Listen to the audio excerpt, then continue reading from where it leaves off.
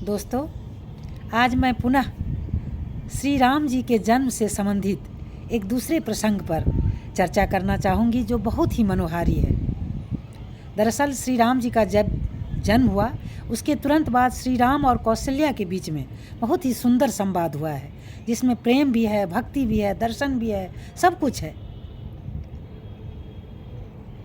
यहाँ पर यह थोड़ा सा आश्चर्य लगता है कि जब बच्चे का जन्म हुआ और मनुष्य रूप में श्री राम जन्म लिए तो फिर कैसे बातचीत किए माता के साथ।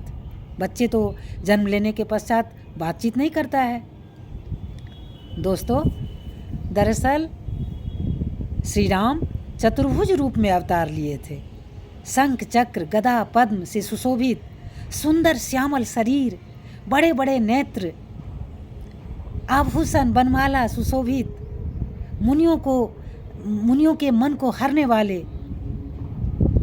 उस सुंदर रूप को देखते ही कौशल्या भूल गई कि मैं बच्चे को जन्म दी हूँ। वो तो साक्षात भगवान को सामने देखती हैं और दोनों हाथ जोड़ करके स्तुति करने लगती हैं। वो कहती हैं कि हे अनंत, मैं आपकी स्तुति कैसे करूं? वेद पुराण सभी यही कहते हैं कि आप माया ज्ञान इंद्रियों से परे हैं, परिमाण से रहित हैं। सभी श्रुति संत आपको गुण का सागर, करुणा का आगर, सुख का सार कहते हुए आपका गुणगान करते रहते हैं। और वो आप प्रभु मेरे कल्याण के लिए प्रकट हुए हैं। हे जगनिवास प्रभु, आपके तो रोम रोम में अगणित ब्रह्मांड समाया हुआ है और वो प्रभु मेरे गर्भ में रहे, मेरे गर्भ से अवतार लिए। यह बात मैं अगर लोगों को कहूँगी तो लोग हंसी उड़ाएंगे, समझेंगे कि हंसी कर रही है। बुद्धिमान से बुद्धिमान व्यक्ति भी विचलित हो जाएंगे मेरी बात सुन करके।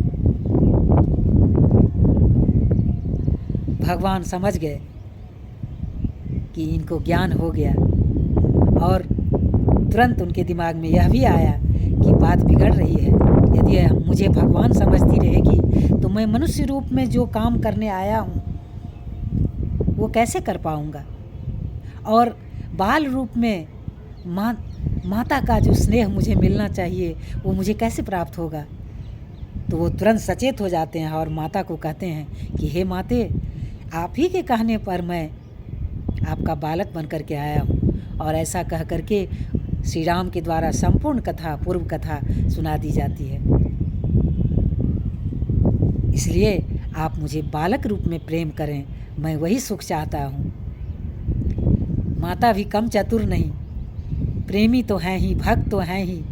नहीं रहती ऐसा तो कैसे उनके गर्भ से भगवान अवतार लिए। उन्होंने तुरंत कहा कि हे पुत्र, यदि तुम मुझसे माँ का प्रेम चाहते हो बाल रूप में, तो तुम्हें बाल रूप में आना होगा और मेरे लिए भी वही सुख अनुपम होगा। ऐसा सुनते ही भगवान तुरंत बाल रूप में आ गए और रोने लगे ताकि माँ को किसी प्रकार का संशय न रहे।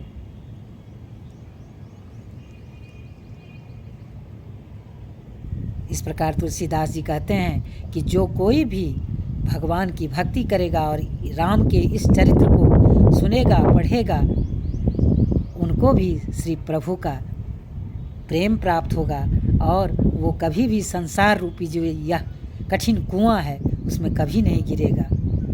तुलसीदास जी यह भी कहते हैं कि कोई यह भ्रम न करें कि भगवान राम सामान्य मनुष्य थे। वे अपनी इच्छा से दिव्य शरीर धारण किए थे और ब्राह्मण, गौ, संत, मुनि, देव सभी के कल्याण के लिए अवतार लिए थे। इसलिए सभी को श्री हरि विष्णु के रूप में जो राम अवतरित हुए थे उनकी पूजा अर्चना करनी चाहिए और उनको मन से प्रणाम करते हुए प्रेम करना चाहिए। तो यह दोस्तों आप देखें कि एक छंद में पूरी कथा तुलसीदास जी के द्वारा वर्णित कर दिया गया है। चलिए आप लोग हमारे साथ गाइए, छंद भी हम लोग गा लेते हैं। भय प्रगट कृपाला दीन दयाला कौसल्या हितकारी, हर्षित महतारी मुनि मनहारी अद्भुत रूप विचारी, लोचन अभिरामा तन घन श्यामा निज आयुध भुज चारी, भूषण बनमाला नयन विशाला शोभा सिंधु खरारी, कह दुई कर जोरी स्तुति तोरी केहि विधि करऊँ अनंता, माया गुण ज्ञाना तीत अमाना वेद पुराण बनंता, करुणा सुख सागर सब गुण आगर जहि गावहि श्रुति संता, सो मम हित लागी जन अनुरागी भयउ प्रगट श्रीकंता, ब्रह्मांड निकाया निर्मित माया रोम रोम प्रतिवेद कहे, ममूर सोवासी यह उपहासी सुनत धीर मति थिर न रहे, उपजा जब ज्ञाना प्रभु मुस्काना चरित बहुत विधि कीन चहे, कही कथा सुहाई मातु बुझाई जहि प्रकार सुत प्रेम लहे, माता पुनि बोली सोमति डोली तजहु तात यह रूपा, की जैसी सुलीला अति प्रियशीला यह सुख परम अनुपा,